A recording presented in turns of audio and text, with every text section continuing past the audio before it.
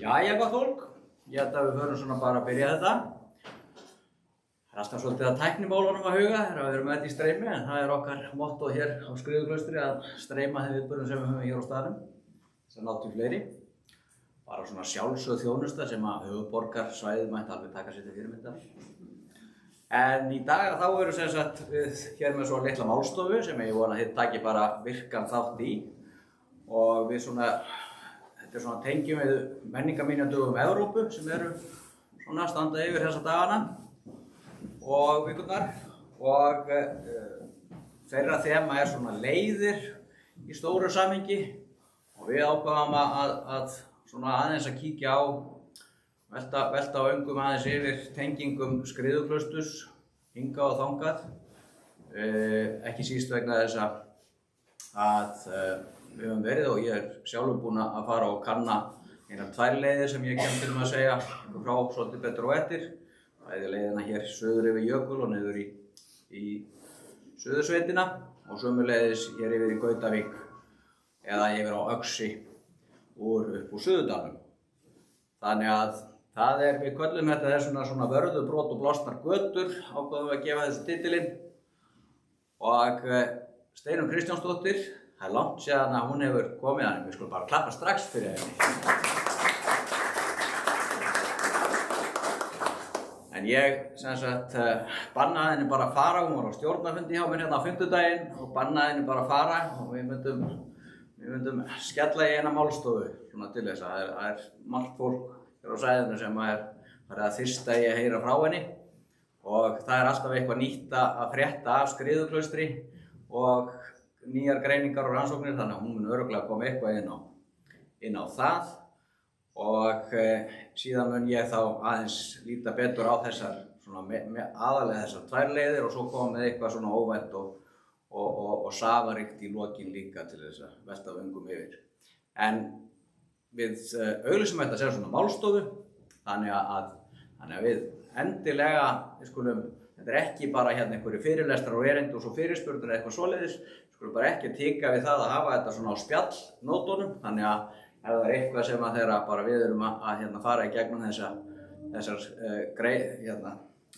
glærur okkar, að þá bara grípa strax inn í og spyrja strax, annars bara gleymist eitthvað og það getur komið eitthvað frjó umræða út úr því. En gaman að sjá svona marga hér í salnum og ég vona það sé fjölgi stöðugt á YouTube-brásinni sem er hérna farin að virka sig í gegnum síman hjá mér. En ég ætlaði að leyfa Steinunni náttúrulega sjálfsögðu að ríða á vaðið. Þannig að gjörðu svo vel, Steinunn. Að koma þínu hér upp. Svo er æskilegt að halda þér svona hérna svona, þá hefur þér svona svolítið í mynd og getur notað þessa eða bara róta niður. Já, ok. Kæra þakkir, þarna komið öll bless og sæl og kæra þakkir Skúli fyrir að bjóða mér hingað. Það var nú ekki flókið, ég var ekki pínt í þetta, heldur ég búin að njóta þess virkilega að vera hérna í nokkra daga því að þetta sé meira 5 ár síðan ég kom síðast sem er alveg allt og langt síðan þá. Og hérna en eins og Skúli sagði að þá ætla ég að fara aðeins inn á nýtt efni frá Skriðuklaustri. Við erum endalaust að vinna úr gögnunum hérna. En ég ætla nú samt að segja að ég er líka með gamalt efni sem ég ætla að rifja upp og eins það að ég sé það að ég er svolítið gamaldags líka í þessum glærum mínum svona með við Skúla sem er mjög tæknivendur, þannig að við skulum sjá hvernig þetta gengur. Ég ætla að byrja á að tala einmitt þessi tengsl á milli Fljótsdalshéraðs og Skaftafelssýslna, austur Skaftafellssýslu á síðum miðaldum á tímum Skriðuklausturs og þetta vitið þið kannski þegar við vorum að gera uppgötvanir í sambandi við það og ég ætla að fara yfir þessar leiðir. En koma aðeins inn á nýjar greiningar sem við höfum verið að gera og enda síðan á glænýjum einmitt niðurstöðum og þá ætla ég að fá ykkur pínlítið til þess að taka þátt í að svara spurningum það. Ég ætla nú bara að byrja. að þetta hafið held ég heyrt áður, ef þið hafið hlustað á fyrirlestra hjá mér, ég er mikið búin að tala um þetta, að klaustur á miðöldum, að þau voru staðsett í alfaraleið, eða svona þessi stærri klaustur, auðvitað voru líka til minni, svona þessi Ágústínusar og Benediktína klaustur, þetta var Ágústínusar klaustur hér á Skriðum, að þau voru staðsett í alfaraleið vegna þessara hlutverka þeirra að vera griðastaði fyrir sjúka og aldraða og ölmusuhús og fyrir fátæka og svo gistihús og ég hef nú sagt það að ég held að svona fyrsti hlutin af bygging, eða fyrsta sem var byggt á Skriðuklaustri var jafnvel skáli sem var notaður fyrir sem sjúkraskýli seinna og var svona partur af byggingunni af því að hún hafi ekki byggð öll í einu. Og þarna sjáðu nú stærstu íslensku klaustrin sem voru 9, 14 klaustur voru rekin á Íslandi allt í allt og en svona þessi stærstu og þið sjáuð að þau eru svona hringinn í kringum landið og sem sagt Skriðuklaustur er eitt af þessum sem að var, tók á móti sjúkum og aldruðum og var gistihús sem sagt. Og ég bara ákvað að setja þarna inn rekstrartímabilið, þið kannski þekkið þetta 1493 eða 1594, það er svona ekkert alveg ljóst og svo því var lokað siðaskiptin, ég hef nú alltaf talað 1554, það er þegar konungur tekur yfir, setur sem sagt umboðsmann yfir eignir klaustursins en siðaskiptin þau verða 1541 í Skálholtsumdæmi og ég er að uppgötva smátt og smátt að klaustrin er eiginlega lokað þá. Og þetta er svona síðustu jarðaviðskiptin fara fram með 1541 og það er ekki beinlínis eins og klaustur. En ég ætla nú að láta þetta duga, þú voru nú að stoppa mig Skúli að ég get talað alveg endalaust um þetta. Ég ætla líka bara að sýna ykkur aðeins til samanburðar, þetta er náttúrulega bara, ég hef margoft bent á að Skriðuklaustur sker sig eiginlega ekkert úr öðrum klaustrum í Evrópu. Norður-Evrópu og þið sjáu líka bara til samanburðar, hann oft talaði að klaustrin hafi verið fá og lítil á Íslandi en þetta er bara svona miðað við allt og allt að þá er þetta bara allt mjög líkt hérna í sambandi við klausturstarfsemi og staðsetninguna og þau eru í alfaraleið yfirleitt þessi stóru. Nú og það sem að ég ætlaði aðeins að koma inn á einmitt þessar nýju greiningar sem við höfum verið að gera og þið vitið það kannski einmitt að það fundust nú allar þessar byggingar, alveg ótrúlega bygging sem kom í ljós hérna í túninu, hérna fyrir neðan og það voru 300 grafir sem er líka ótrúlegu fjöldi miðað við þennan stutta rekstratíma sem að því var talað um 1541 er í lóka, þetta er sko þetta er hálf öld eða cirka það og við erum búin að gera kolefnisaldursgreiningar svolítið margar á beinagrindum sérstaklega af því að það var nú oft verið að tala um það að það hafi verið jarðað hérna alveg framundir til loka 18. aldar en við höfum ekki fundið neina grafir frá því, við höfum fundið núna nokkra grafir sem eru bara svona árin eftir lokunina, þannig að það er eins og fólk hafi bara fengið að vera hér áfram, fólk er ekki rekið út á guð og gaddinn og heldur að hafi dáið, bara og fengið að vera þar og fengið sem sagt grefturinn á staðnum og það sem kannski, ég hef áður talað um þetta með spítalan líka, að það eru svona áberandi sjúklingar hér næst klausturhúsunum og klaustrafólkið, munkar hér og svo aftur leikmenn og konur, það er sem sagt þau sem störfu í klaustrinu og þetta er cirka 150 sjúklingar, 120-30 leikmenn sem eru leikmenn og svo er líka fólk grafið inn í kirkjunni og ég ætla að tala um það á eftir. En það sem er einmitt að koma í ljós, ég ætla aðeins að fara betur yfir spítalastarfsemina hérna á eftir, en þetta er nú einhver óskiljanleg tafla, ég skil hann ekki sjálf af því að þetta er úr svona ísotópagreiningum, það er búið að kanna hvaðan fólki kom sem að var jarðað þarna og við vorum einmitt að velta fyrir okkur hvort að einhver kæmi nú bara erlendis frá, en þetta eru allt Íslendingar og að austan. Það er spurning samt á hvað stóru svæði, en þetta er sem sagt, Greindaklaustrið þjónaði þessu Austfirðingafjórðungi. Og ég veit ekki hvort að þið sjáu þarna, til samanburðar eru fólk sem hefur flutt til landsins þarna, þetta eru ísótópagreiningarnar og svo aftur eru þeir sem eru jarðar og Skriðuklaustri eru þarna í einum hnapp og þetta eru Íslendingar. Og það er líka búið að gera DNA-greiningar og þannig að það er bara mjög fróðlegt. En það er eitt svolítið fróðlegt líka með, það er ekki búið að greina allar beinagrindirnar ísótópa heldur, en ein af þessum manneskjum, hún var, það miðar sko við fæðu fólks þegar verið að skoða ísótópa, að ein af þessum manneskjum grænmetisæta, er bara eins og sko vegan í dag og það var nú alveg greinilega hægt að vera það hér af einhverjum ástæðum, það var mjög merkilegt að sjá það. Hún hefði ekki verið að borða kjöt þarna. En hérna dæmi sjúkdóma og þetta hafið þið nú held ég heyrt áður, að þetta náttúrulega alveg ótrúlegt beinasafn þarna. Það eru allir sjúkdómar eiginlega þarna sem að voru bara í gangi í Evrópu á miðöldum og á símiðöldum og það er sérstaklega sem að það er náttúrulega kannski bara ég er með þarna sull og það er beinbrot og það er alveg greinilegt að það hefur verið búið eins og þetta lærilegsbrot og að það er alveg greinilegt að hingað kom fólk af því að það vissi að það fengið eitthvað hjálp og þetta er bara ekki hefðbundin kirkjugarður að þessu leyti og það sem kemur kannski mest á óvart er náttúrulega sárasóttin sem að það var ekki talið að hún hefði borist til Íslands. Þetta er alveg mjög merkilegt að halda alltaf að Íslendingar séu eitthvað öðruvísi. Af því að hún er bara í gangi alls þar í kring og það er mikil tengsl við útlönd og ég er alltaf að sjá það betur og betur hvað er bara mikill innflutningur og mikil tengsl, skipiförum stöðugt og allt það. Og það sem er kannski merkilegt með sárasóttina, því að það er sko jafnvel þó við hefum verið búin að greina þetta á beinagrindunum, að þá var efast einhvern veginn.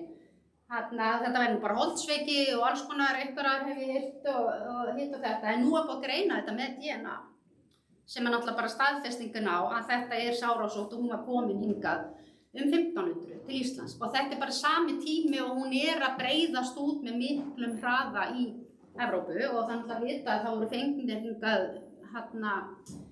nú frægastur hann Lazarus sem var fenginn til þess að lækna 100 sárasótta sjúklinga á Íslandi 1525 sem að hann, eitthvað það leyti sem hann að koma. Þannig að það alveg greinilegt. En það eitt merkilegt að því við fundum 19 sárasótta beinagrindur í beinasafninu af þessum 300 sem alveg óboðslega mikið í raun og veru. En ég tekka fram aftur að það greinst að fólk kom hingað sérstaklega út af þess að hérna gat að fengi hjálp og að við vorum með sko sem sagt samanburðarsýni DNA sem sagt með greinilegum sárasóttar einkennum og eins samanburðarsýni úr öðrum beinagrindum og þá fundum við ennþá fleiri. Það nefnilega vegna þess að sárasóttin náttúrulega hún greinist, mér skilst að hún fari síðan bakterían fari úr líkamanum þannig að það ekki allir sem með svona óboðsleg einkenni, þessi klassísku einkenni, að þá greinist hún ekki en hún greinist í samanburðarsýnunum sem sýnir það að það var hérna og það er mjög merkilegt og við Skúli vorum að tala þið sjáu þessa holu þarna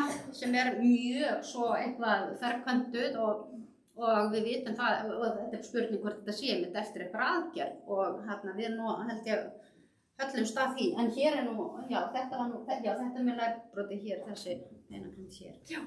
En ég ætla að halda áfram ég alveg að missa mig hérna í tímanum. Nei. En það ekki bara þessi óboðslegi fjöldi af sjúklingum eða fólki sem hefur verið alvarlega veikt og það nú oftast talað að sko, fólk hafi bara samkvæmt Jónsbók og þá átti fólk að sjá sína ættingja á miðöldum og þessum við tala hafi ekki verið spítalar, klaustrin hafi ekki staðið í þessu en En málið það að þetta bara eins og við sjáum þetta í dag, að það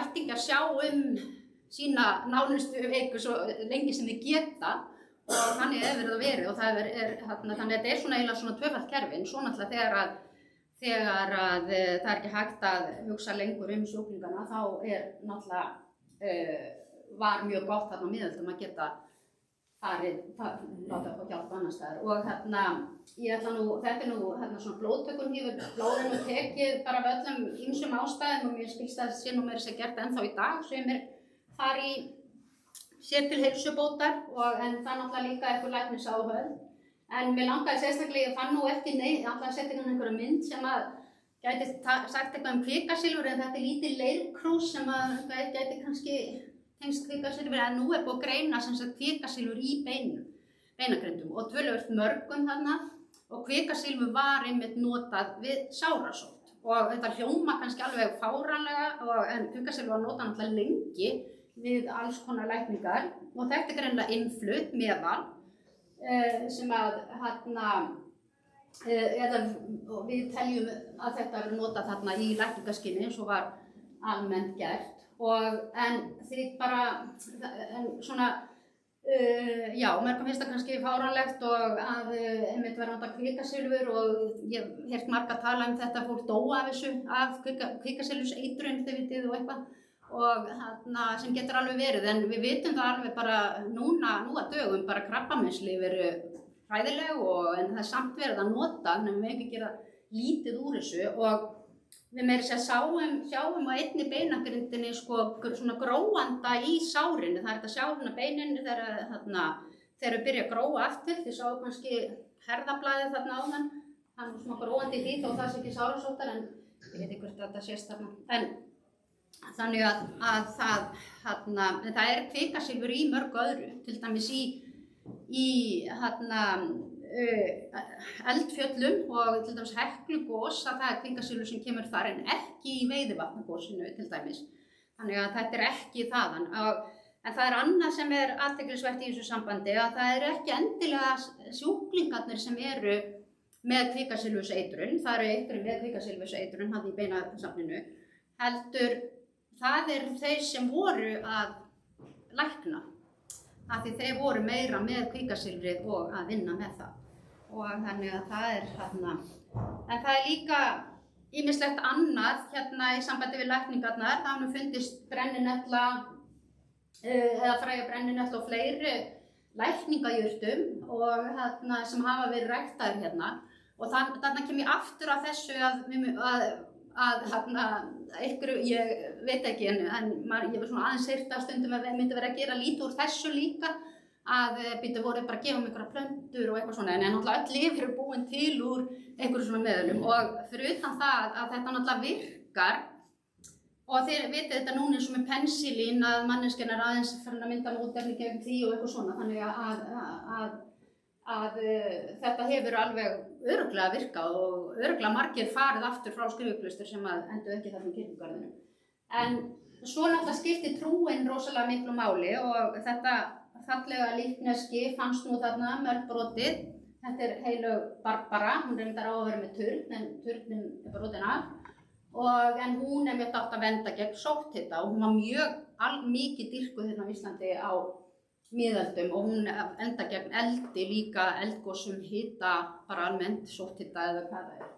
Og hún var í þessum hópi 14 svona, já, 14 dýrlingar sem voru settir saman í hóp og þarna sem áttu einmitt að vera svona, það var þetta heita á þá til þess að vegna lækninga. Og svo steinar mjög margir, þannig að það var nú ýmislegt annað heldur en bara svona kvikasilfur eða eitthvað þannig heldur margt annað svona sjá.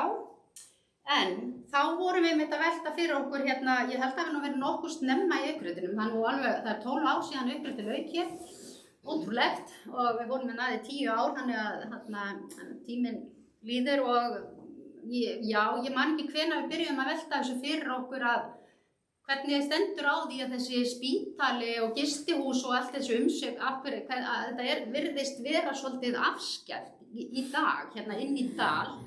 innst inn í dal að við vorum mikið að velta þessu fyrir okkur að það væri sem sagt að fólk hefði bara gert sér ferð hér inn eftir okkur svona en það er svolítið auðvelt að vera svolítið upptekinn af nútímanum og það var eiginlega ekki fyrr en við fórum að greina fiskbein eða bara dýrabein og bara dýrabeinasafnið sem við vorum búin að grafa upp að það kemur í ljós að þorskurinn svona stórþorskur sem að veiðist ekki hérna fyrir norðan land, heldur fyrir sunnanland að við fórum að velta fyrir okkur hvernig óskopanum stendur á því að fiskurinn þetta er greinilega allt hérna fiskur úr sjónum hérna fyrir sunnanland og það var þannig sem við komumst á sporið og þess vegna heitir nú fyrirlesturinn Skreiðin á skriðu já, ég ætla nú bara að fletta yfir á næstu glæru, hérna vendar hafmerarreykjalegu sem ég setti nú bara alltaf skraut þarna og þetta var einmitt 2010, já þetta er 2010 sem við uppgötum þetta og þá hafði ég samband við fiskifræðing Sigfús og hann einmitt bendir, hann bara segir það, staðfest það er líka búið að grafa víða eða nokkuð víða á Norðurlandi og Öskuhauga meðal annars og þar finnst ekki þessi stóri fiskur og ekki þessi fiskbein og og hann bara svona staðfestir eiginlega þetta að hann bara finnst allt með þess að þeir eru veiddir á vetrarvertíðum vestan við Hornafjörð í Skaftafells-sýslu og svo ísubeinin, þetta er stór ísa og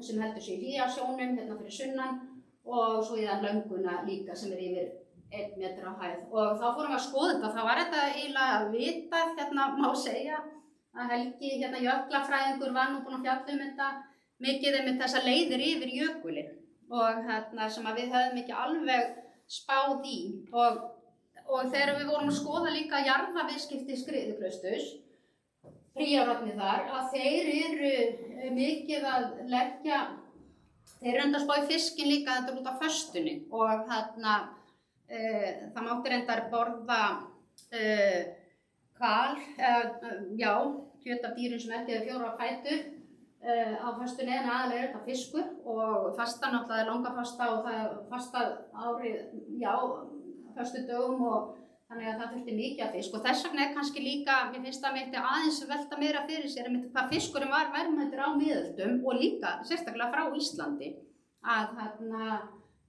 og mér skilst það svona stærstu kúnnarnir í Evrópu á miðöldum voru einmitt það eru þessi kaþólsku lönd og mikil stríð fiskinn eins og þið vitið, Englendingar og Danir og Þjóðverjar sem voru að berjast það.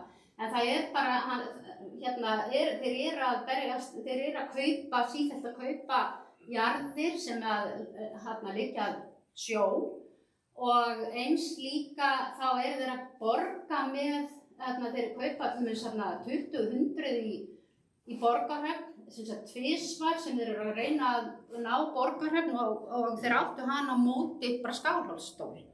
Og þannig að það er greinilegt að þeir eru að tegja sig þarna og í einmitt verðmætari fisk og ég held að við Skúli hefum nú rætt að ég held að þeir hljóta að hafa verið eitthvað selt til útlanda skreið og þó við vitum ekki mikið það því þetta er bara það mikið og eitthvað endaði náttúrulega upp í Skriðuklaustri á þessum beinum sem við höfum þar. Og þannig að þeir eru að kaupa og sérstaklega Borgarhöfn og ofboðslega verðmætt. Og en síðan, já, en ég ætlaði einmitt að fara yfir þá þessar leiðir sem við fórum að skoða og Skriðuklaustur hefur verið mjög vel staðsett upp á það að vera með tengsl við allt héraðið og allt suður, suður fyrir Vatnajökul. Og ég ætla nú bara að tína aðlausa leiðir upp en ég held að Skúli ætli nú að fara nánar yfir þær, er það ekki? Já, aðalega bara þessa jökulaleið okkar. Já, einmitt. En þetta eru setja þetta inn. Það er náttúrulega verða mikla breytingar í Vatnajökli sem að gera það verkum að leiðina lokast og ég ætla að koma inn að það. En þetta eru sem sagt bara ótrúlega margar leiðir sem hefur verið þarna leiðin yfir Vatnajökul og svo Bjarnarey og af Úthéraði, þá Vestansheiði til Brimnes sem að Kristur átti og svo yfir Hallormsstaðaháls og þetta eru þessar leiðir. Ég ætla kannski ekki að fara mikið yfir það en þið sjáu það kannski á þessari mynd að þarna hvað þetta er vel tengt. En það var líka þetta, var alltaf að tala um það hefði verið eitt klaustur í Austfirðingafjórðungi en það var ekki tekið tillit til þess að Austfirðingafjórðungur minnkaði á hún var breytt þegar að skriðjöklar lokuðu leiðinni með Vatnajökul og þið sjáðu, ég sá nú bara kortið nú hann inn í glugganum þannig að það voru 3 klaustur í Austfirðingafjórðungi og það var skriðjuklaustur og það er Þykkvabæjarklaustur og það er Kirkjubæjarklaustur og þetta náttúrulega, þetta sýnir kannski líka þetta samspil manns og náttúru hvað við erum alltaf samofin og maðurinn á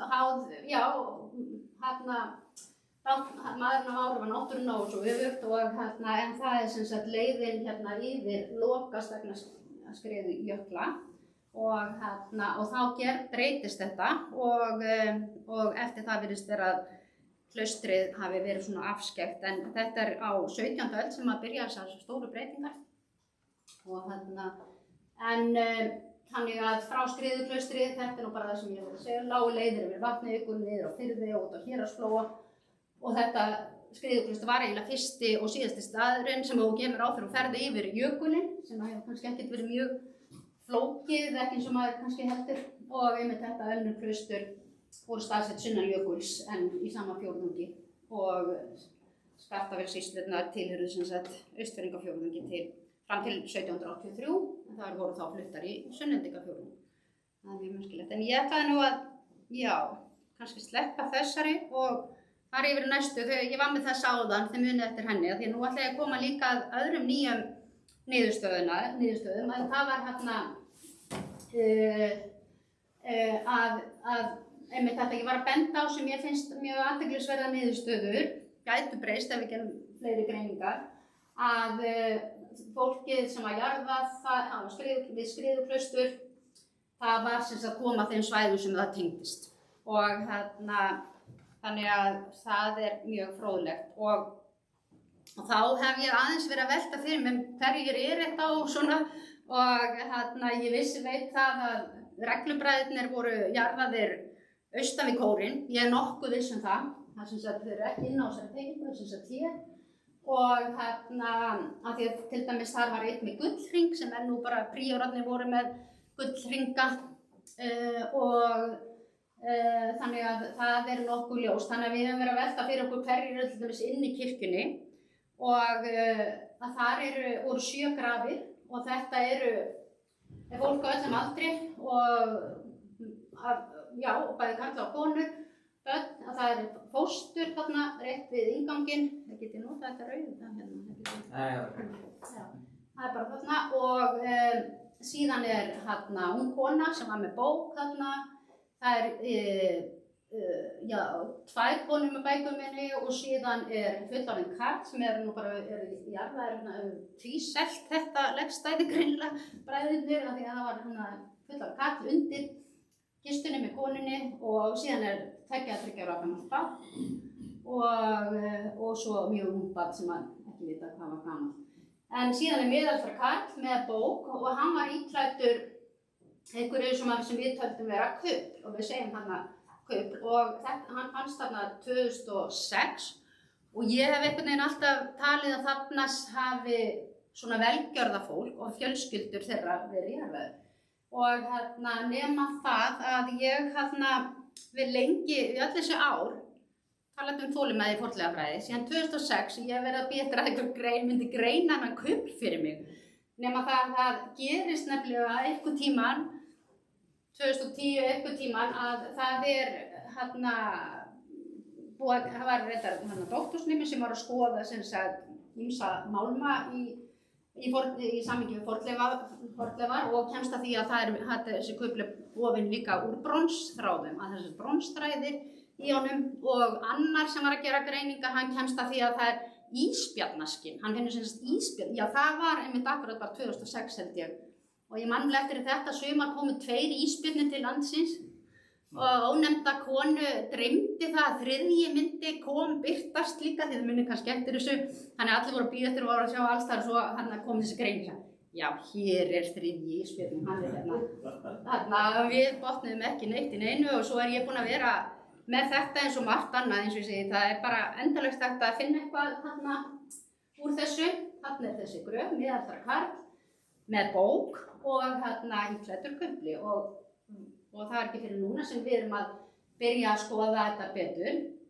Og kistan var óbúslega vegleg og þannig að við vorum alveg hlaut að vera eitthvað fyrirmenni. Það var endar svo merkileg, ég veit ekki hvað sjáu, það eru þarna göt þarna í endanum eins og þessi endurnýttu viður sem nú reynda bara flott að endurnýta við, finnst mér, en mjög vegleg kista með við hinnar og hérna og hér nú teikning, þetta er teikning eftir Þóru Pétursdóttur sem að mörg ykkar hef ekki öll þekkið og bókin hafði runnið hérna niður og hér hún öll í bútum og svo hérna textillinn alveg hérna yfir og hann hafði nú varmið svona vel út af bronsuna því það verður svona einhver oxun í, hann úr ull og hérna, já og hérna en þannig að þetta var mjög fróðlegt og þetta nú bókin fína, Þeóbóforverina og þetta hérna víst bísantist munstur á bókinni og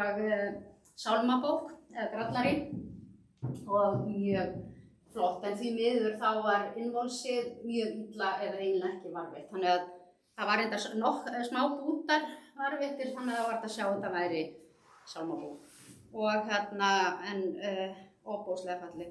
Og svo klæðið, hér sjáu þið, þetta er bara verið að greina þetta núna daginn í sumar og þarna sjáu þið bronsþræðina í þessu og sem ver fer að þá hafa uppistöðurnar í klæðinu sem sagt eyðilagst, þannig að þetta í rosalega miklum bútum en það væri gaman að endurgera þetta og ég er búin að nefna þetta við Skúla, hvort hann get ekki aðstofað við það og þetta spjaldvefnaður og þetta líka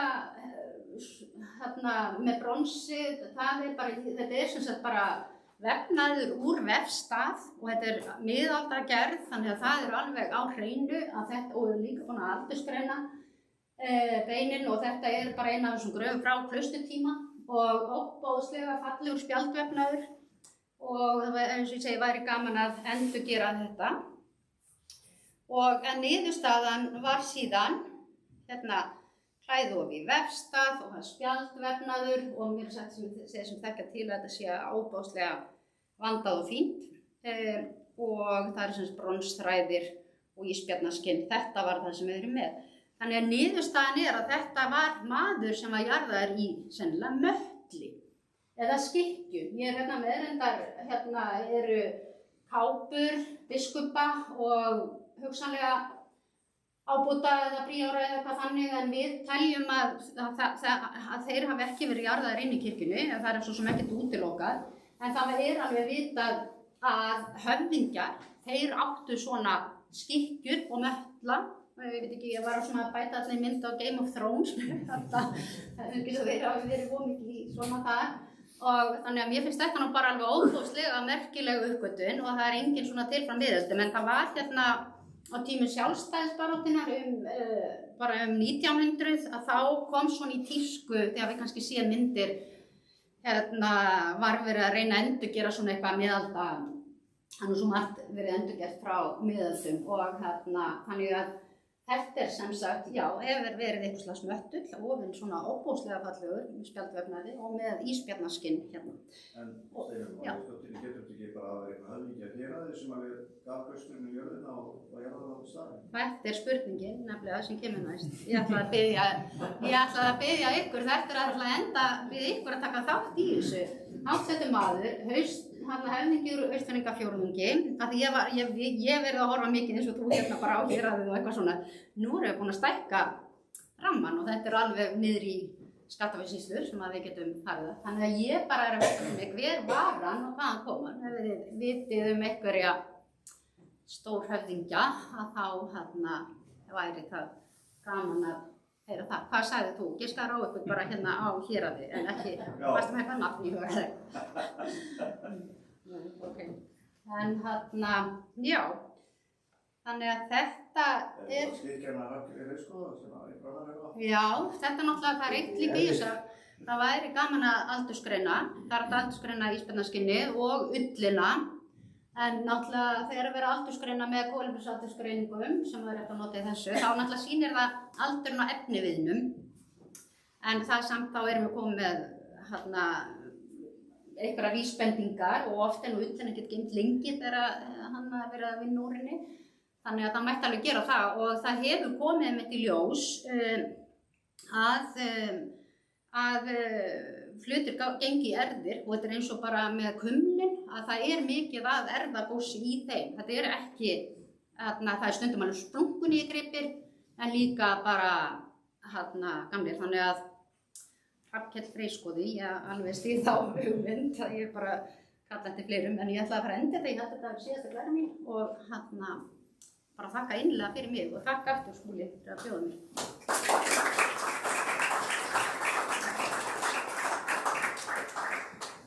Komdu bara hérna. Já. Já. Tekur bara mitt sæti í stólnum. Já, ok. Er ekki eitthvað sem þið viljið spyrja Steinunni svona eftir þetta? Þannig að ég er hér einhverja tilfæringar. Það var engin ábóti sem að dó á þessum tíma? Jú, það dó ábóti í embætti. En ég held að það sem hann sem með gullhringinn. Það er alveg klassískt að þeir áttu gullhringa og það er svona, en eins og ég segi, ég útilakaði ekki að þetta sé príor eða eitthvað inn í kirkjunni. En mér finnst bara svona samsetningin eins og þetta sé velgerða fólk og svo einhver tengdi þeim að þetta eru börn og þetta er alveg niður fóstur í kistu og og konur og það eru ekki jarðar við hliðina á mönnunum og þetta eru háttsetta konur sko líka. En þetta sé fjölskylda, er það hægt að finna það? Það er hægt að finna það út sko, það væri fróðlegt að bera það saman sko með DNA en já, það náttúrulega kannski sjáum við ekki ef það eru hjón eða eitthvað en nei, ég held að þetta séu bara einstaklingar og en náttúrulega virðist vera flesti séu hérna austan og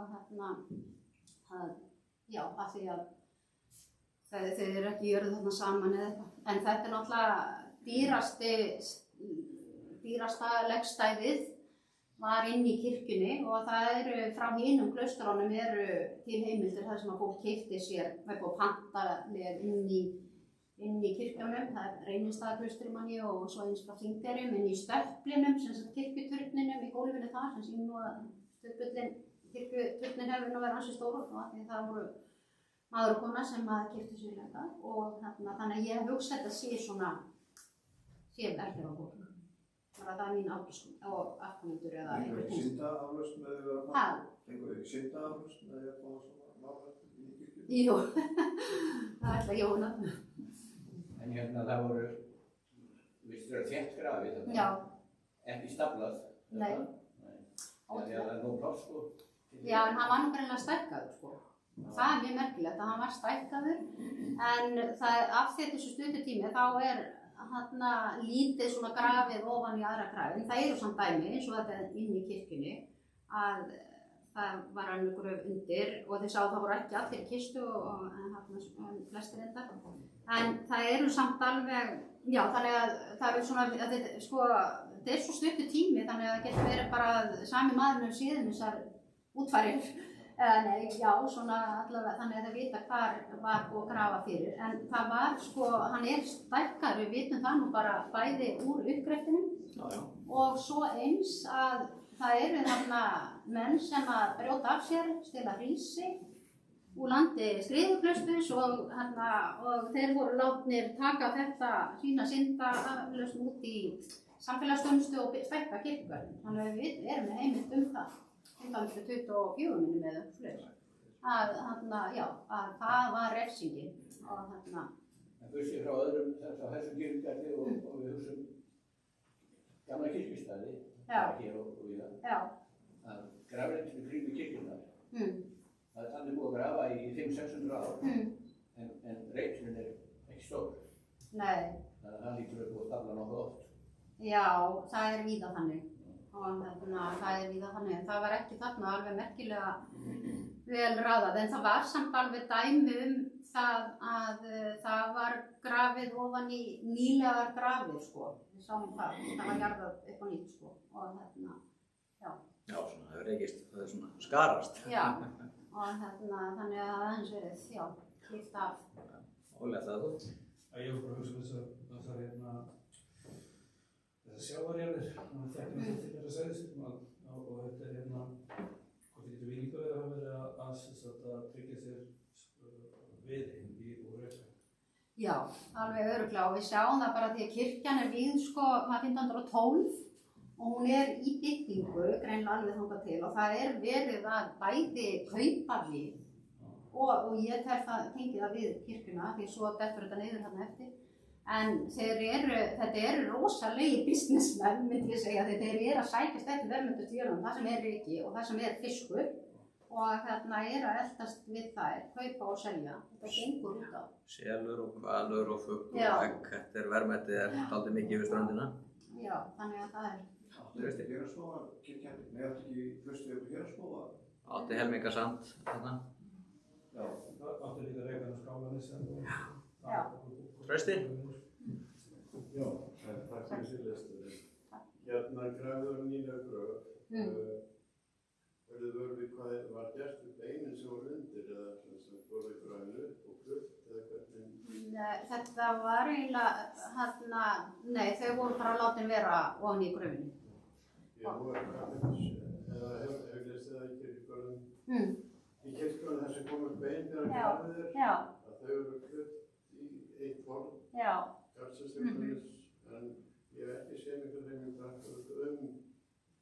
hvort það sé til í venja eða regla meðferð þessara beina en eins og þú segir, Já, það eitt sem ég held að hafa orðið mikil breyting síðaskiptin frá svona þessum kaþólsku siðum yfir í lútersku, hvernig var litið á lík og þegar var verið að grafa, að það greinilega og einmitt þetta að hvar ásæta beinin og eitthvað svona, það eins og þetta kannski svona, ég hef aðeins verið að tengja þetta svona kannski minni efnishyggju eða eitthvað að einmitt þetta koma hon í nýlega gröf að þá bara haldið áfram og eitthvað svona, það ekki eftir núna en eins og að fólk sé að búa í jarða þá kannski skiptir þetta ekki máli lengur og það náttúrulega Já, þó, ég veit ekki, en það náttúrulega líka mjög mörg dæmi það á kaþólskum tíma að fólk vil grafa sig hér og þar. Það bara handleggur einhvers staðar og fótu, það vildi vera sem víðast, þetta nú kannski eins og bara núna þegar við að dreifa ösku eða eitthvað. Þannig að þetta einhvern veginn allt önnur hugsun, sko. Og svo náttúrulega eins og við vitið, fólk lagt í skrín, bara Þorlákur Helgi og það hafði upp einhverjum 5 árum eftir að hann dó, Þetta á 1193 og var lagður skrín og síðan, 1200 og síðan það 1400, 1300 og eitthvað, lok 14. aldar að þá höfuðkúpan tekin af og sett í skrín, þetta var til sýnis í Skálholti. Þetta svona einhver allt önnur hugsun heldur en við bara þekkjum og mjög skrín, þegar við örugglega séð svona söfnum og eitthvað, þetta bara svona demanta, skreytt með dementum og úr gulli og silfri og þannig var, En þessi fjöldi í gröfuna, 300 manns, áhugavert og það sem mér finnst eiginlega forvitnilegt að hver ástæða sé fyrir því að fólk hafi ekki flutt heim. Þetta á Austurlandi og í mörgum tilfellum hefur kirkju ekki lung. Þannig að akkur þar ekki flutt heim eins og venjum var síðan. Nei, það mikil breyting þetta og það alveg greinlegt að eitt sem áberandi þarna í þessum kirkjugarði miðað við aðra að þetta eru bara svona einstaklingar. Það sko börnin og svo bara greinlega raða eftir aldri, það raða eftir sjúkdómum, það alveg mjög stórfurðilegt, það bara Það veit ég sem deildin bara þetta saman þarna og þannig að fólk að ræða, en já. En það var líka þannig náttúrulega var það ekki, sko, ef þú lést í klaustrinu, þá áttur vísan legstað þar, sem þú þurfti sennilega ekki að borga fyrir. Já. Nei, ég hugsa nefnilega ekki að það var deilt legkaup, sko, en já, fólk bara reglubræðin og skriðu voru skyldu til þess að jarða skjólstæðinga sína, en svo hefur hugsanlega verið komið með einhverja þangað til grefturinnar vegna þess að það greinilegt hérna á Íslandi og þetta þekkt líka í nágrannalöndunum að þeir sem dóu með of veðlegum hætti eða já, að það var farið með þá í klausturkirkjugarðana og þar til dæmis Þorgils Skarði fluttur í Munkaþverárklaustur ekkert mjög langa leið en allavega og svo mann eftir konu sem fyrir norðan sem drukknaði, þetta nú frægt mál, drukknaði í á, mann ekki alveg smáatriðin í þessu en hún sem sagt gjörði Munkaþverárklaustur og það mikla deilur út af því að einhver heimakirkjan hennar vildi að fá legkaupið og allt þetta en þannig að það eru mörg dæmi þá og eins bara Björn Ríki á Skarði að hann var jarðar við Helgafellsklaustur, hugsanlega bara hluta af honum en eftir að skoða það betur. En það var þannig að hann var drepinn þannig að hann var veginn af Englendingum og það var að rífast fiskinn og allt það. Þannig að það svona, já, ansi margt í þessu og það mætti nú skoða þetta mikið betur og einmitt þessar breytingar sem verða hugsunarhætti í sambandi við. En allir við förum ekki að halda á fjöllin aftur, halda á leiðurnar aftur, er eitthvað kalt og ég lokaði þessu glugga sem ómikil dragsúður, nei. Þá leyfum við honum að glamra þarna áfram. En þá ætla ég að fara með ykkur aðeins í ferð og hitta meðal annars þessa steinskessu sem varð á vegi mínum. En maður byrja kannski svona aðeins, þetta nú svona svolítið, förum aðeins í þetta sem að Steinu var að koma innbra þarna á. Hérna þetta kort sem við erum hér alla daga með upp í glugganum hjá okkur frá 1734 sem að hann Knoff sem að tók við af Magnúsi Arasyni, nágranna Steinunnar á Barðaströndinni sem var mikill kortagerðarmaður og vísindamaður í byrjun 18. aldarinnar og var að teikna upp Ísland en drukknaði síðan í þeim leiðangri og þá tók þessi Knoff við og hélt áfram með það og við náttúrulega þekkjum þessa leið hér á milli. Ég verði að vera í útsendingastjóri líka í leiðinni og síðan eru þessar sem að Steinum brá upp áðan líka og þetta eru svona kannski þessi tveir staðir sem ég ætla þá að koma aðeins betur inn á í mínu, það er að segja Gautavík og Hálsahöfn og hérna sama kort nema þetta kortið eins og það birtist í ferðabók Eggerts og Bjarna í 1780, var það ekki? Þá hann að nota Knoff-kortið en þá hins vegar búið að bæta hérna inn Klofajökull fyrir og það rauninni, það kemur rauninlega fyrst fyrir þarna í heimildum náttúrulega hjá þeim, fyrir sem skilst.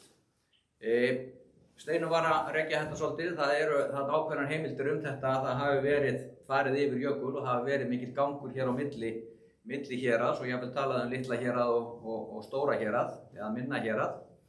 Það er að segja stóra héraðið hérna megin og minna héraðið sunnan við jökul í Öræfunum sem síðar fengu það heiti.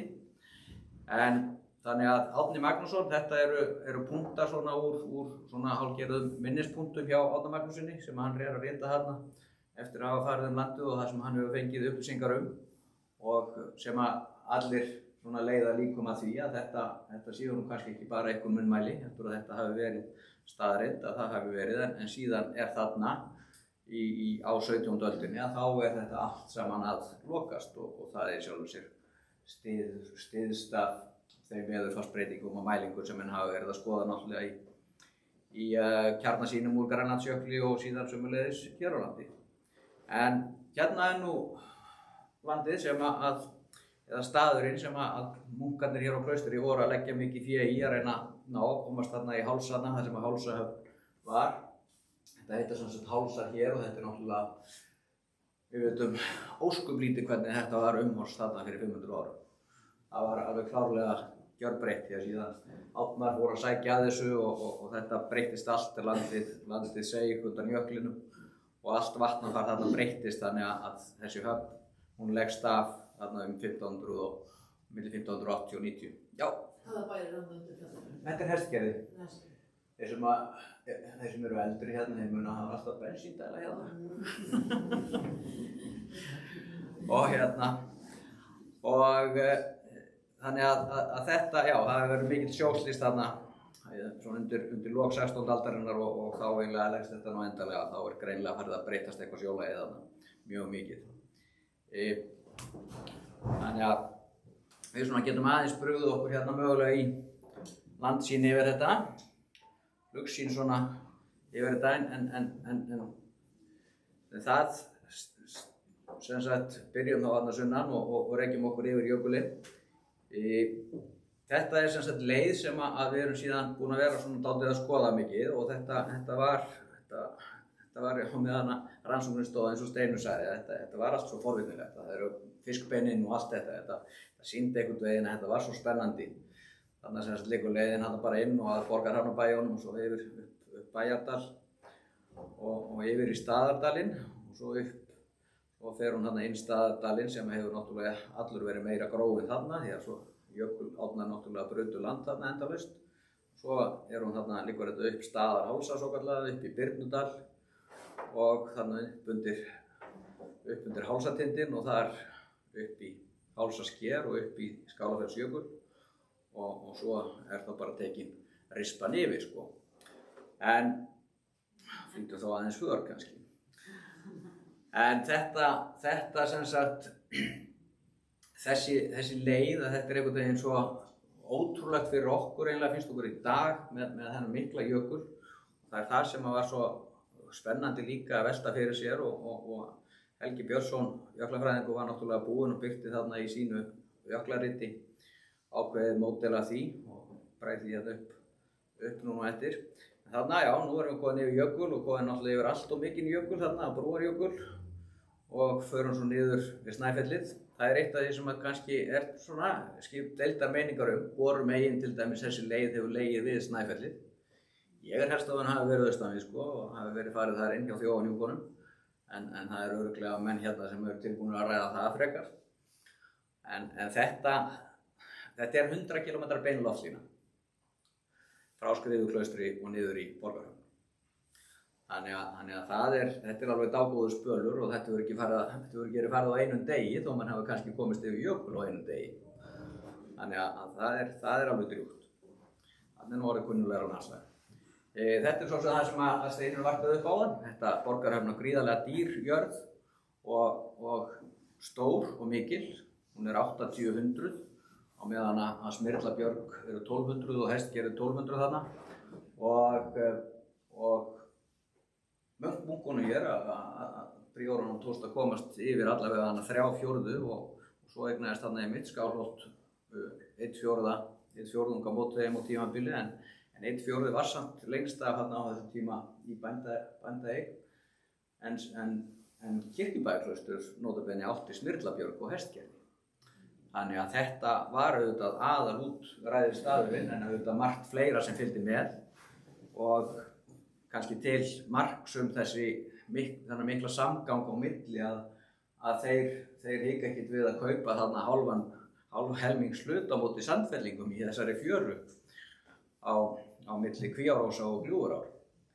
Þannig að það er líka eitthvað svona sem á alveg eftir eru sjálfur sér að stúdera og hvað allar voru þeir að flytja að reka allavega þaðan handa en einhverju sóttust þeir eftir. Hér erum við þá góðið með svona þetta kort sem að sýnir ferðaleiðir. Þetta er kort frá Hjálfi Guttormssyni úr Árbókum og síðan sem er svona það sem hann er að fara yfir þessar hugsanlegu og líklegu leiðir yfir Vatnajökul á 15. og 16. öld. Svo ef við leggjum yfir það hérna hugmynd Helga Björnssonar hvernig útlitið var á jöklinum fyrir 1000 árum eins og hann birti það í jöklum á Íslandi þá minnkar jökullinn dálítið. En svo fórum við þarna í ákveðið verkefni með Jarðvísindastofnun Háskóla Íslands sem að vinir Vatnajökuls styrktu. Það var sem sagt doktorsverkefni hjá henni Louise að búa eða keyra reiknilíkan, búa til og keyra reiknilíkan sem að þá var að reyna að finna út hvernig jökullinn gæti hafa litið út fyrir 1000 árum og 900 árum og svona. Og þarna svona eins og líkanið vildi meina að það er að segja bláu útlínurnar hérna, ég veit ekki hvort það sést nú alveg, en við veitum nú svo sem hvernig hann lítur út nokkurn veginn og hvað hann fór langt þegar hann var stærstur. En þetta er sem sagt úr líkaninu og reiknilíkanið gaf þá upp að hér hefði bara hreinlega, Brúarjökull er náttúrulega eins og við vitum, hann er svo ungur og það hefði þá bara verið ekki meira en í 1000 metra hæð að fara hérna yfir Breiðubungu á leiðinni til Suðursveitar. Og náttúrulega hægt að fara þarna kannski einhverja 20-30 kílómetra lengra inn eftir Vesturðarófann. Kannski leit hann svona út fyrir 1000 árum, kannski leit hann bara svona út fyrir 1500 árum. En líkanið ef við bætum, og þá hefði þetta nú verið frekar einfalt að fara yfir jökul og kannski skiljanlegt að hann hafi verið kallaður Klóajökull.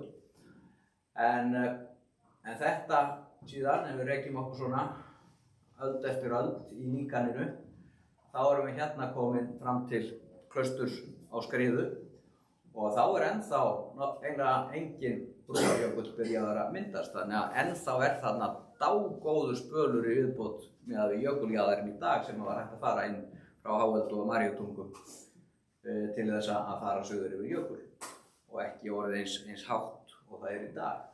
Þetta er gróið land líka. Allan tíman hefur þetta verið gróið land, bara eins og við veitum hvernig Vesturöræfin er í dag og það var örugglega mun meira gróin á þeim tíma. Þannig að hann var ekki vandi að fá beiti með hestana, nema kannski að því að menn voru að fara á vetrarvertíð í febrúar.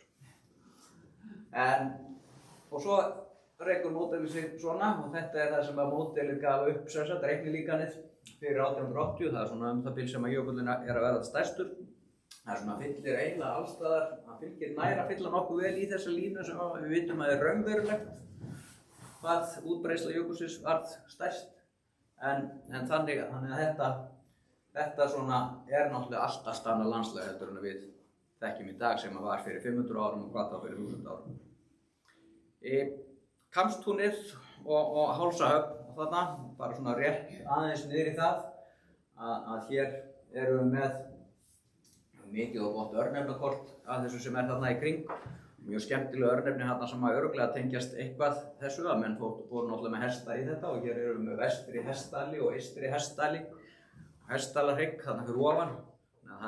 Þarna hefur verið hægt að hafa beitina fyrir hestana og meðan það var verið að veiða.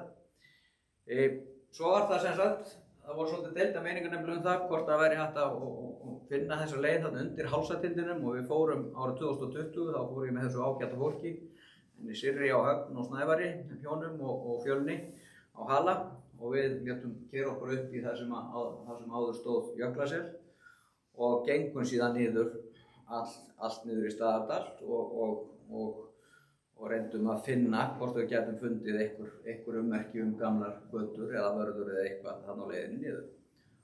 Og það eru þarna skemmtilegu örnefni á þessu svæði eins og Hestatorfa og Háatorfa og Hraðanauðsson sem að vísa til þess að það hafi verið auðvitað veiðileiðir þarna Og við fórum þarna, svona, þetta er bara hérna snöggt og síðan sem sagt á eftir þegar við klárum málstofuna þá getið þið farið svona í flugsýn yfir þetta ef þið viljið hérna í gleraugunum hjá mér eða skoðað betur á skjá.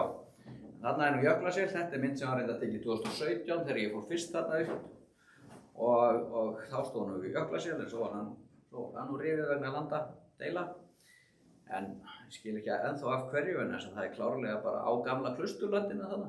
Þannig að Kálfafellsstaður átti aldrei nokkurt land þarna undir, þarna megin við Hálsagilið. En þarna liggur leiðin sem sagt og síðan liggur hún þarna niður og yfir. Það er rauninni hérna sem sagt, þetta er svo gríðarlega gil hér, þetta er Hálsagil hérna og það er margar ár sem kom þarna niður en það er bara mjög greiðfært hér yfir á ákveðnum stað.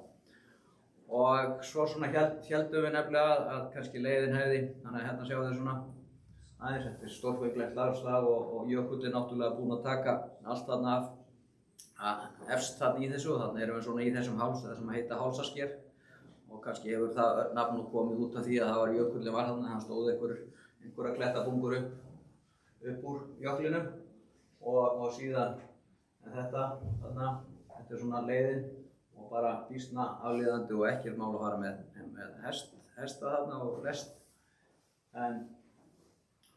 Og svona, það hér bara mjög greiðfært yfir áður en að allt fellur þarna ofan í þetta djúpa gil og svo bara fallegt land. Og þarna svona leiðin eins og við teljum eftir þessa göngu okkar. Við þóttumst finna einhver svona ummerki mögulega og sérstaklega maður fór þá að rýna í myndirna sem maður var að taka með drónanum ekki síst hvar hún hefði verið. Við fundum alveg greinilega götu niður hérna. Við vorum nefnilega þegar við fórum á stað þá vorum við fjörnir svona á því að kannski sennilega hefði þetta og þeir hefðu svona einhvern veginn farið í einhverjum krákustígum hérna niður svona breiðustu svona það sem var breiðast á milli þessara skorninga og gilja. En það leyndi sér síðan eiginlega ekki þegar við vorum komin þarna upp að þetta var farið hér og svo var farið niður í Birnadalinn og svo hér niður með Birnadalsánni og allaveg niður í Staðadalinn. Þannig að þetta og hér á nú komin virkjun þarna upp í Birnadalnum. Þannig að þetta svona og svo hefur maður horfir þarna ofan úr Birnadalnum og niður og þetta býsna bratt þarna niður en samt ekki svona þegar maður komin á stað þá þetta nú ekki alveg eins bratt og það hefur samt sem áður verið askoti erfitt að fara með hesta þarna upp og niður. Og svo liggur þetta bara áfram þarna og yfir í draumalandið, yfir í Kambstúnið, þar sem að verbúðirnar voru. Mér finnst alltaf gaman að þessu örnefni þarna, Krossnes, ég tengi að þarna hafi verið einhver fyrirbænastaður áður en menn fóru í bátana út í höfnina. Þannig að þetta þarna sjáum við upp í hálsatindinn og Daðahausinn, þessi svokallaði, hann þarna og þetta er ansi hátt uppi. Þarna sérri við eiginlega eina vörðubroti sem við fundum nú samt sem áður á þessari leið og þetta svona leit nú einu sinni varla út fyrir það að vera þannig séð eitthvað óskaplega gamalt þarna ofan á þessum kletti. En samt sem áður klárlega hrúað þarna saman og kannski staflað fyrst og svo hrunið, það nú sennilega ekki geðsleg veðrin þarna undir hálsatindinum. En það auðvitað þessar heimildir það að það hafi fundist skeifur og eitthvað fleira en því miður þá fundum við nú enga skeifuna. Þannig að þetta svona, já, þetta önnur leiðin sem ég að tala og ég fer ekki hérna yfir í Fljótsdalinn og það sem að mér finnst samt sem áður vera í rauninni kannski mest spennandi að það svona aðeins að vita ná einhvern veginn meiri upplýsingum það hvort það hafi nú verið farið austan eða vestan við Snæfellið. En eftir að kemur náttúrulega inn fyrir Snæfellið að þá er allavega það er ekki mikil ummerki vörður eða slíkt þarna inn frá en það hefur kannski heldur bara ekkert verið leitað allt of mikið. Ég held að við skellum okkur bara í gegnum hina leiðina hérna líka áður en við tökum spjallið. En það er þá þessi leið til Hansakaupmann í Gautavík því að þar var náttúrulega kaupstaður Hansakaupmann á þessum tíma og Steinunn svo sem þetta er að uppfæra þetta þrívíddartegnum. Þetta er ekki rétt skora sem við farið upp þetta er ekki þingmannklifið sem við farið gegnum þarna sem við erum búin að komast að og staðfesta. En þetta samt sem áður að þetta virðist hafa verið mikið notuð leið fyrir á öldum og sérstaklega þá svona fyrir þessum, jafnvel 500 árum og síðan örugglega fyrr. Og þetta ekkert svo óskaplega langt nema svona þegar maður komin miðja leiða þá fannst maður þetta vera dálítið langt. Því það er ennþá svo helvíti langt að komast niður á Öxi og í gegnum öll vötnin þarna, hótaða vatnaklasan og tjarnirnar í Hornvíkurslakkanum. En væntanlega hefur þessi leið síðan allavega að fara þarna niður af Öxinu og niður út í Gautavík að hún hefur nú svona lagst af eftir að Hansakaupstaðurinn lagðist af í kringum 1600 þegar flutt verslunin út á Djúpavog og þá hafa menn frekar farið að fara niður Fossvogsdalinn því að það hefur auðvitað styttra. Þá fara menn auðvitað þarna af þá sú leið liggur þarna ofan af líka bara áður en menn koma að Ódáðavötnunum. Þarna sem sagt endum við þetta ferðalag í Gautavík. Við fórum semst í ágúst í fyrra nokkur saman í ferð yfir. Það átti nú að reyna að koma mér á hestbak en ég þverneitaði því og heimtaði sexhjólindi mig. Þannig að sem að ég held að hafi komið sér ágætlega því að þau gátu þá bara riðið á hestunum eins og þau vildu og meðan ég var að þeysast út og suður til að ná einhverjum myndum af gömlum minjum. En það eru ákveðnar heimildir þetta sem kannski ekkert allt og mikið en það er þarna Friðrik Eiríksson sem var fæddur 1857 fór þessa leið einhvern tímann 1895 þegar hann var á Víðivöllum ytri og lýsti því í grein sem það er hægt að finna. Þarna eru hins vegar mikið af áhugaverðum örnefnum þó að vanti nú þó að sé óskaplega fátæklegt af örnefnum eiginlega þegar maður er komið samt sem áður þarna upp á þetta hálendi hér á milli. En enga síður Þingmannaklifið hér inn í Suðurdalnum og Búðatungur og Hvíldaklettar og fleira ferðamannavað. Síðan er þess deilur Bótarhnjúkinn, hvort að það var þessi Þingmannanúpur sem kemur fyrir í fornum ritum. En hérna svona getum við farið þetta á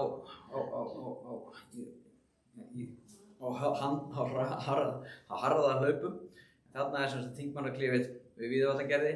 Þetta er sneiðingur sem hefur verið lagfært náttúrulega fyrir sér og þá hefur þetta verið alveg þokkalegasta leið fyrir hesta og svo er þetta í rauninni svona skái sem liggur þarna í landinu. Bara þetta er í rauninni sko áframhaldið af Tröllkonustígnum í jarðfræðilega sem heldur þarna áfram upp og upp í gegnum þessa jarðlagastafla og gera það að verkum að þetta er bara þokkalegasti vegur. Þannig að þetta var það og þarna erum við komin upp á Trérhraunið og Sigmundarkofi, hlaðinn smalakofi hér í fremst á Trérhrauninu og er sem sagt við þennan svokallaða slakka sem er þarna fyrir ofan þetta. Þarna erum við komin upp í einhverja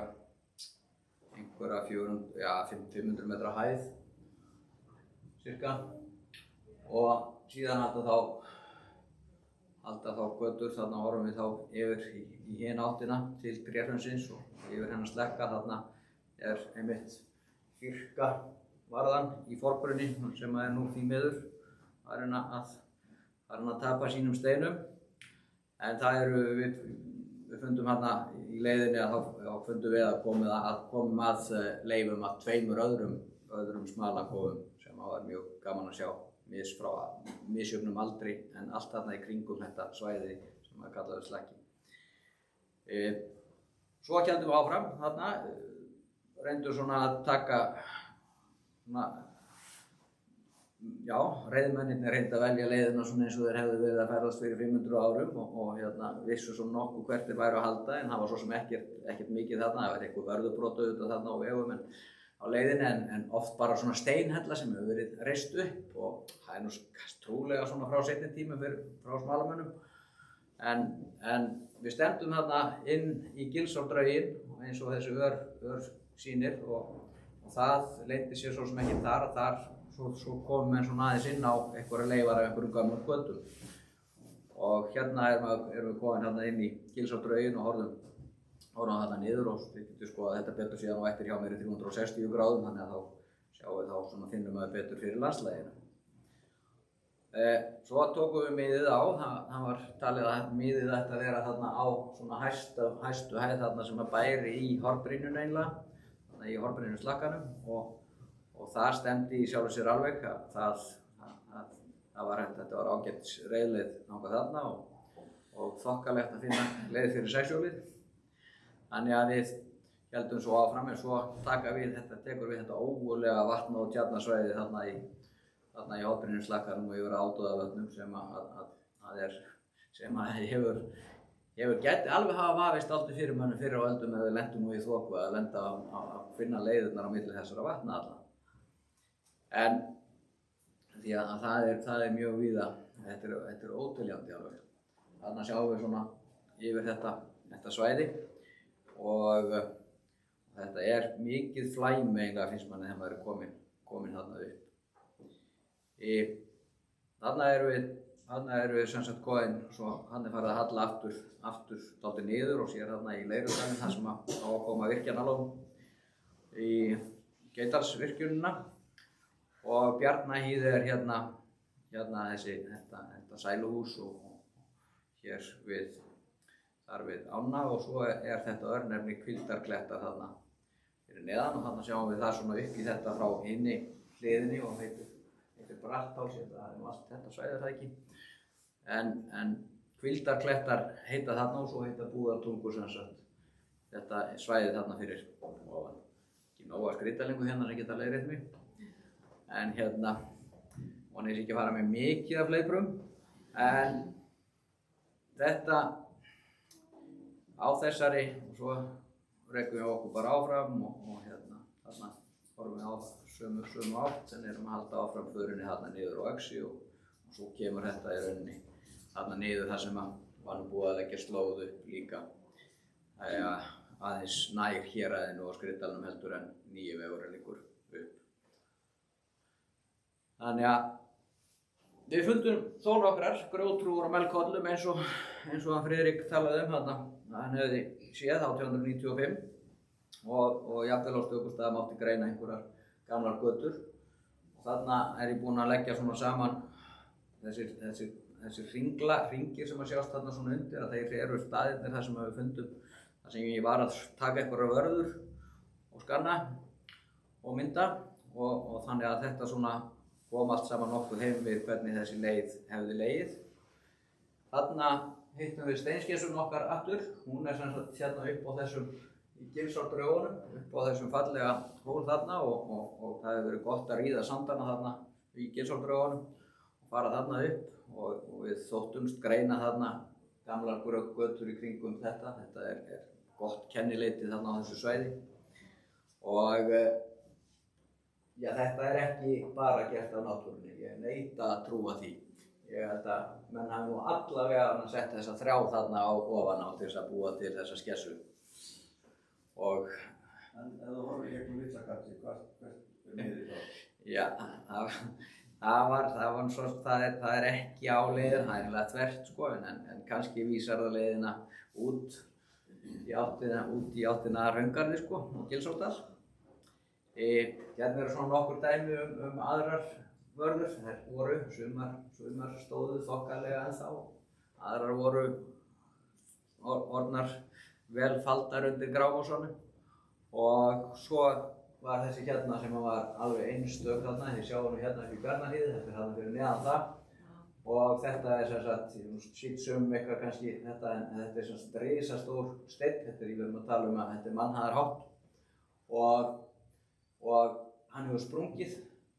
Þannig að hann hefur staðið réttur þegar menn settu nú þessa steina og þennan stein til að vera til þarna sem leiðarmark og síðan eins og að brotna þessi tveir helmingar hérna frá honum og hann dettur en það samt ekki, hann fellur ekki varðan ofan á honum og heldur sér þarna en síðan er því miður steinina það er þriðji helmingurinn á honum vera að fara úr honum og þá held ég að þetta falli nú allt sig.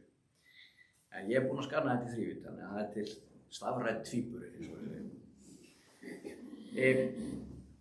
hérna til að gera hérna aðeins í gegnum þetta þá náttúrulega þetta er það sem Steini var svo sem að koma inn á þessa gríðarlega eign klaustursins og það er hægt að velta fyrir sér öllu þessu einmitt eins og við vorum að tala hvað þeir lögðu mikla áherslu á að kaupa niður við ströndina og niður alla firði og því að þeir fengu ekki nema brot af þessu gefins.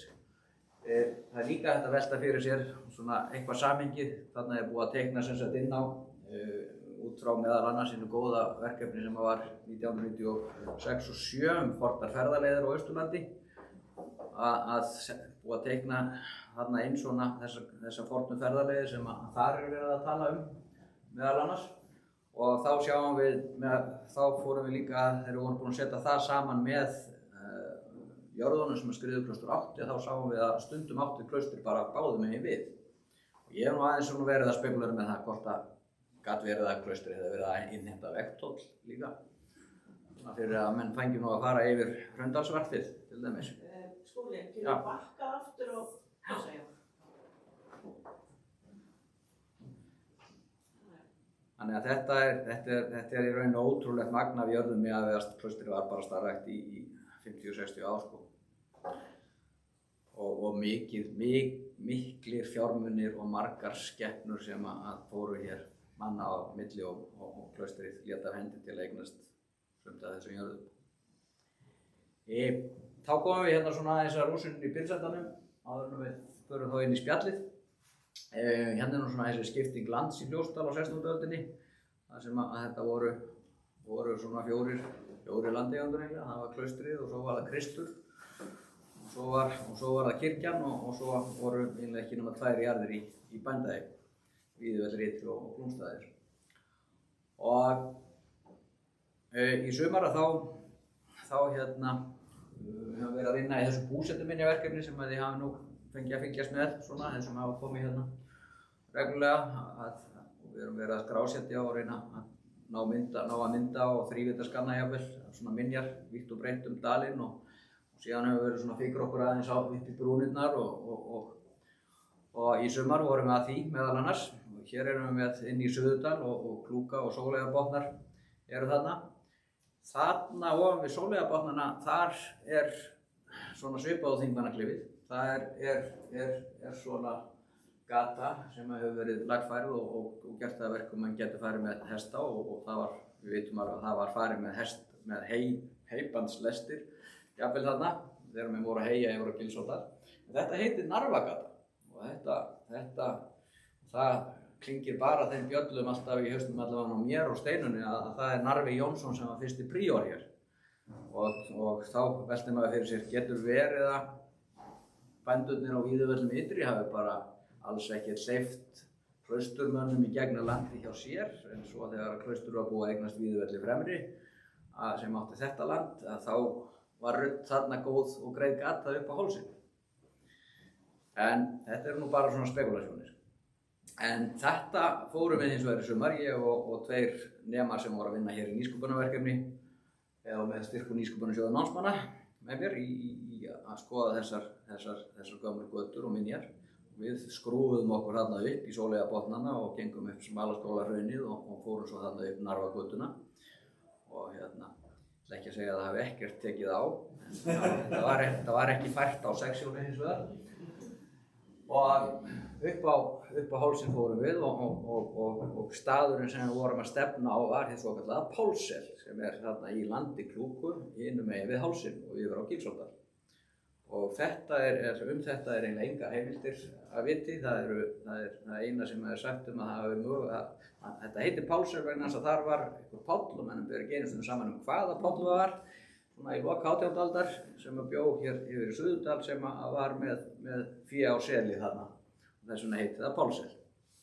En þetta liggur hátt, þetta er í 440 metra hæð en þegar maður rýnir í loftmyndir og sérstaklega þessar nýju og skýru þá sér maður að þarna er mikið af minjum. Og þarna hafðu hvorki Hjörleifur Guttormsson né Helgi Hall komist inn eftir. Ég var mjög ánægður með henni þegar hann og við þegar við fórum þarna yfir.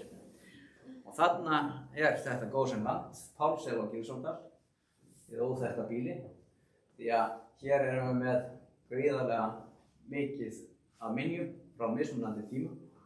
Hér erum við með fjárhús, hér erum við sennilega með Burstabæ, frekar en Gangabæ. Þetta eru miklar minjar. Síðan hérna framan við lækinn, þá eru hér alveg endalaust af öðrum miklu eldri byggingum. Og það er engar ritaðar heimildur nokkra byggð inn þarna þetta langt inn á Gilsodal og þess vegna mjög spennandi svæði og það svo margir fornleifafræðingar hérna nú að ég búinn að kveikja í þeim öllum svona til þess að skoða frekar. En þetta mynduðum við allt saman í bak og fyrir og þrívíddarskönnum töluvert, þannig að það er nú hægt að skoða þetta dálítið vel í sínu staðræna. En þetta endum bara hérna svona á þessu vídeói sem þegar við vorum að leika okkur að því. Þarna sjáum við dálítið að þessum blásnum götum hér inn á heiðinni og í Heiðarbrúnni hér er náttúrulega endalaust af götum sem eru sjálfsagt margar hverjar að stofni til gamlar. Þetta er að Denni að fara þarna með Tóti Reyðar, hann er að koma frá Hálsahöfn. Hann reyndar fór sjálfur síðan alla leið yfir jökulinn við þriðja mann. Þeir skíðuðu yfir jökulinn og voru að taka myndefni líka fyrir mig, þannig að það er svona búið í rauninni að fara eiginlega alla þessa leið og til mikið af myndefni og að eiginlega þarf að fara að drífa því að búa til einhverjar litlar heimildarmyndir í kringum þetta. Hvað voru þið lengi í Gautavík? Við fórum bara yfir Öxi, við höfum hinn helminginn eftir. En það var alveg 12 tíma ferð sko. Þannig að þetta er 2 daga sólarhringar kannski? Já, það er enda kannski heita hvíldarklettar þarna, ekki að ástæðulausu og búðadungurnar. Það getur eitthvað vísað til þess. En þetta nú held ég að við ættum bara svona taka spjallið, en hérna þetta er sem sagt svona ég get boðið ykkur síðan upp á það að fara að kíkja eins og hérna í Þingmannaklifið og svoleiðis í Þrívíddinni og hérna þannig að Eru hleðslur þarna í? Já, eflaust sko, en það er mikið hrunið náttúrulega í þetta og þetta var sama í Narfagötunni sko, þetta er náttúrulega bara endalaust hreinur í þetta þegar er ekki hreinsað og þarna hefur kannski ekki verið hreinsað í 300-400 ár. Hérna liggja göturnar alveg upp á Pálssyni? Götur, það liggja Er engar götur? Jú, það liggja götur við Pálssyni sko, það gera það sko, eftir dalnum. Við áttum óskaplega erfitt með að finna einhverja götur þarna svo sem niður af hálsinum og að því. Það var ekkert. Já. Nei, ég var bara þessar leiðir yfir Jökulsá niður í Gautavík, það er búið að grafa í Gautavík og til dæmis leirkerinn sem fundust þar og okkur Skriðuklaustri eru mjög lík, þetta er bara sama, þannig að það eru greinlega tengsl. En ég ætla að vara með mér, getur eitthvað lagt mat á hvor leiðin er auðveldar og svona. Þetta eru ólíka leiðir að fara yfir Jökul og allt það, en það virtist vera svo. Já. Það er ofta erfitt að ferðast á landi sko. Ég veit ekki, ég er náttúrulega engin hestamaður eins og þú komið fram, þannig að það er erfitt að mæta það, en ég held að þetta hafi nú til þess að gera sko, eins og við segjum nú oft með leiðin yfir Jökul á þessum tíma og meðan við það ef að þetta líkan er að segja okkur eitthvað það hvernig þetta var og maður hafi aldrei þurft að fara nema þetta voru ekki nema kannski 10-20 kílómetrar sem var verið að fara yfir á jökli og ekki nema 1000 metra hæð sko, núna þú veist þarf að fara í 1400 metra hæð sko, ennþá til að komast við það. Þannig að þetta held ég ekki verið stórmál sko, nema náttúrulega þetta að klöngrast niður eitthvað svona einstigi og brett þarna niður frá hálsatindinum, það hefur ekkert verið þægilegt að teima lest þarna upp hálsana sko, með skreið. En það var kannski en að aðra leið, nema að fara eitthvað miklu lengri. Það var líka alltaf það eins og við vorum að tala áðan að fólki fannst þetta kannski mjög bara flott frábært, við erum bara að komast þessu leið. En líka voru hestarnir miklu minni og þetta voru burðarhest. Það voru ekki reiðhestar sem voru í dag, það voru alltaf skemmtilegir. Þetta voru miklu meiri hestar og öðruvísi og voru í þjálfun allt árið. Við erum með töluvert af hestabinnum hérna og sem erum verið að skoða núna, verður fróðlegt að sjá hvað kemur út úr því með tilliti til þess sem þú ert að segja sko. Mjög fróðlegt. En ég var líka bara spáið með þetta við erfirnar og þá sérstaklega príjarana þessi kaup á jörðum og þeir eru bara, það er engin tilvílan að Arvi held ég var valinn í upphafi til að taka við þessu nýja klaustri því hann er alveg bara ótrúlegur þegar hann byggit upp og í þessu bara fá í tekjur og allt þetta. En ég ætlaði nú líka bara að bæta við það þegar ég var nú að tala um þetta þeir hafa verið svo mikil businessmenn og er að sækist þetta eins og jörðum en það fekk hann alltaf sem konungur að sækist eftir hann vill ekki sjá neitt af þessu drastlið hann alltaf bræðir það sem var hægt að bræða en jarðirnar er þetta náttúrulega fyrir konungsútgerðina sem hann startaði, kom í gang allt land og það er nú nýlega bók konungsútgerðina og mér finnst nú lítið svona að tala hann og hún leggst nú af 18. sinn að til dæmis álögur á leiguliða á þessum jörðum, það jukust fjórðung eftir síðaskipti. Konungur sem tók meira heldur en klaustrin og mér finnst það nú bara ansi merkilegt. En þetta var til, þannig að konungur var að sækjast eftir þessu út að líka fiskinum. Það var búið að vera að stríða út af fiskinum lengi. En eignaðist þá konungur algjörlega Borgarhöfn að bæði Skriðuklaustur og Skálholt? Nei, þeir áttu þarna fjórðung bændur og komust síðan held ég yfir 50% í mann rétt á móti kongi. En það náttúrulega, en þarna 1600 sko, þá þetta náttúrulega bara, þá þetta ekki höfn lengur. Nei, það var náttúrulega rekin. Já, það var rekin og silungur og allt og þetta. Já, nekkinsverðmyndum var sko, kannski, en já. Og svo verður þarna segna með tölvöld að strandi skúta og annað þegar frakkaði það. Já. En var ekki líka æðardút sem var hérna? Hvað sér þú? Var ekki æðardút sem sóttist líka? Já, mannst þetta að segja það lítur að vera. Man ekki hvað er talað um tekju. En það lítur að hafa verið, það ekki nýju uppfinning. Já. Og ég að spyrja þetta hálsel. Já. Það þú talað Gilsá dalinn þannig. Já. Eru einhverju menjar aðrar? Það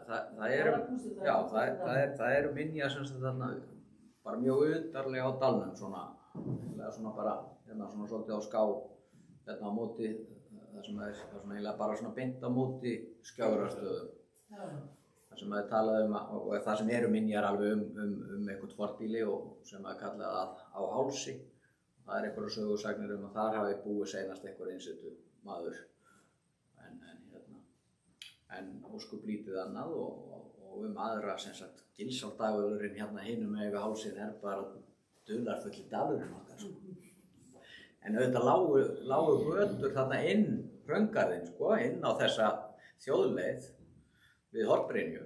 Það er náttúrulega alveg á hreinu og kemur með að segja fram í Virkismáldaga varðandi Valþjófsstaðakirkju að það segir hreinlega að því að Valþjófsstaðakirkja á ítök í skógum við Skjögrastæði eða þarna á milli Buðmungavallarár og hérna Gilsár og þar er tilgreint að það ítak nái sem sagt að nái upp að götum þeim sem liggja fyrir ofan alla skóga.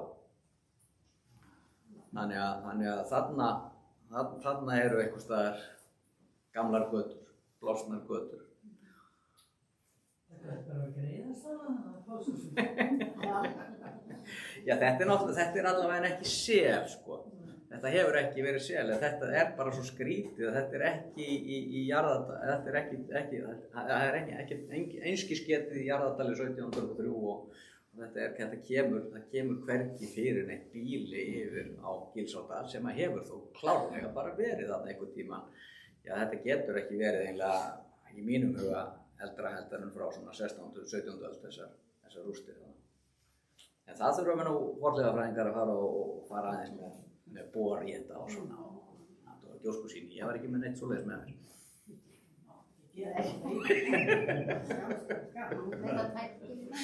Nei, þess vegna var ég ekki með mér, sko.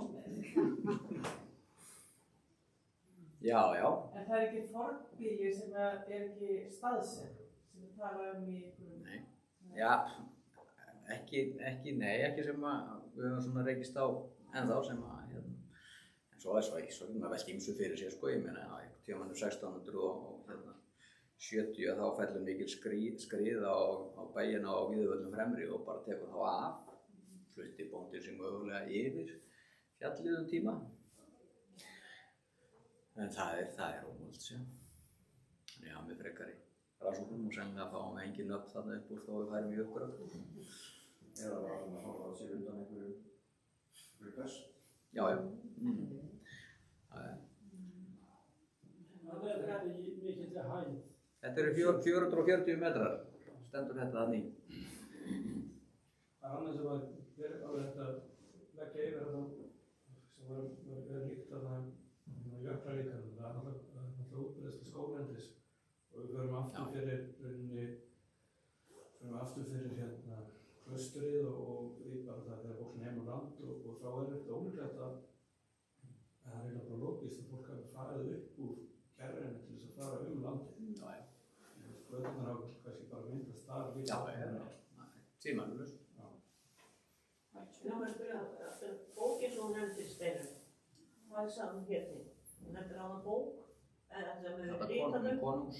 Já, ég er að reyna að muna hvað hún heitir eitthvað út á brún, sem að þetta er eitthvað svona örnefni brún á Suðurnesjum sem hún heitir út á brún, með stórum staf þá, og svo konungsjarðir. Hún heitir Haukur, ég er að muna eftirnafni sem að skrifa hana, en hann fjalla mest Suðurnesin. En samt að fjalla konungsútgerðina og svona þessi dæmi sem hann tekur hann Suðurnesin, það má bara yfirferð á landið. Ég sé þetta bara eins og þingreklustur. Það er strandir og út á Skaga sem eru veltast í jarðirnar og konungur tekur það yfir og þessi konungsútgerð allt manns. En já, út á brún, það er örnefni brún. Það eru margar leiðirnar og þetta var gott framtak sem var unnið þarna í lok síðustu aldar með fornar ferðaleiðir á Austurlandi og gott reit úr því sem það er svona að fara að færa yfir í hið stafræna form. En þetta en allar vörðuleifarnar og vörðubrot og annað á þessar götur, þetta er smátt og smátt að hverfa núna sko. Þannig að þetta er svona eitt af þessum menningararf okkar sem við þurfum einhvern veginn að ná betur utanum og við kannski gefum ekkert allt og oft gaum sko. Mér finnst til dæmis, mér finnst alltaf vera að skrifa svona hálfkærislega vörður bara, almennt svona. Það sé stór hluta þessu séu bara eitthvað sem að krakkar voru að hlaða þegar þeir stóðu við fé og annað sem voru einhverjir kallar sem voru að sýna hvað þeir voru góðir hleðslumenn. En það, náttúrulega einhver svona vörðubrot eins og þetta skjótið upp á skjáinn, þessu sem ég var að sýna ykkur ljósmyndina af áðan, að sýna ykkur hérna þrívíddarmyndina af þessari einstöku vörðu sem stendur hann upp á þessum klofna steini. Svo er þetta alveg í Víðidal, Nei, það eru náttúrulega endalaust margar þessar leiðir og þarna við Hollbrýnun eru náttúrulega mjög margar leiðir sem eru einmitt að krossa sko. Hérna sjáu þið nú þetta fallega fyrirbæri, þennan stein sem hefur borið þessa vörðu en síðan svo hafa sprungið þessir bútar úr og færst með tímans rás frá móður steininum. Svo er allt á fallanda fæti og þetta er alveg að fara að klofna endanlega.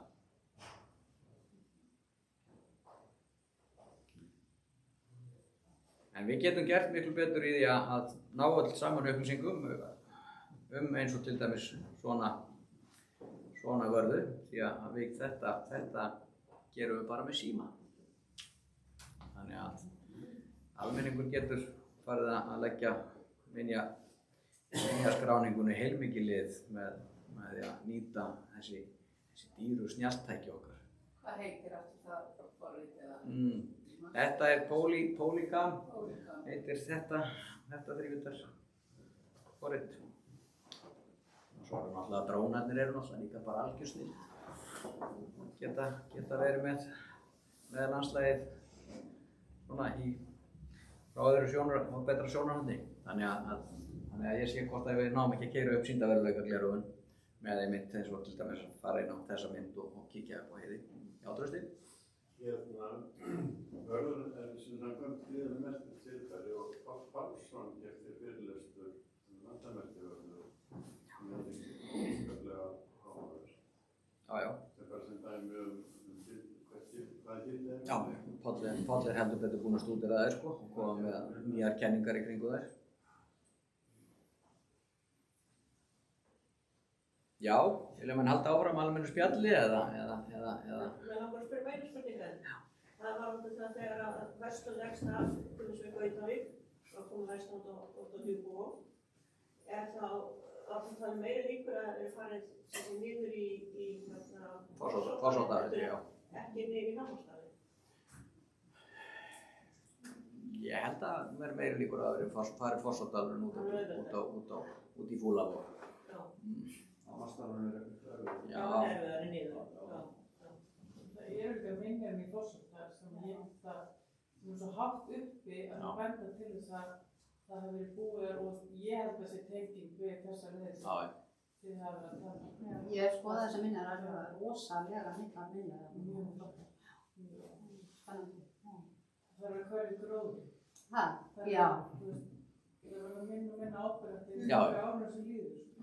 Það er. Því nakta land okkar er að klæðast skógi aftur, bæði af manna og náttúruvöldum. Og það skrætt að hafa þetta myndir búin. Hvað heitir svo staður? Þetta eru nokkri bæði, sko. Já. Nei, þetta er Kirkjuhöfði held ég, þetta er svona... Já, en þetta er fleiri en eitt stað á Húsavík. Það eru 13 eða 14 tóftir á sama stað og svo er svo grafið tvær á leiðinu, sko, sem er að hærra og læra og það er allavega eitthvað frá 11. til 12. Manstu þetta? Þetta er áhverð. Já, það er spennandi að velta þessu öllu fyrir sér. Mér er svolítið merkilegt þessi leið þarna upp frá Víðivöllum. Mann finnst auðveldari leið að fara inn hjá hérna Sturlugötu og þar upp. Já, ertu að meina þingmannaklifið hjá Víðivallagerði? Það er svolítið krókur, sko. Það er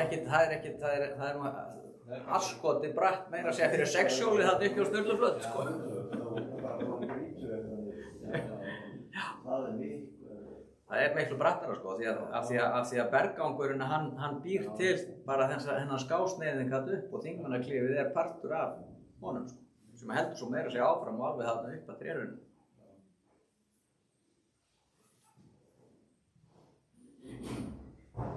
Já.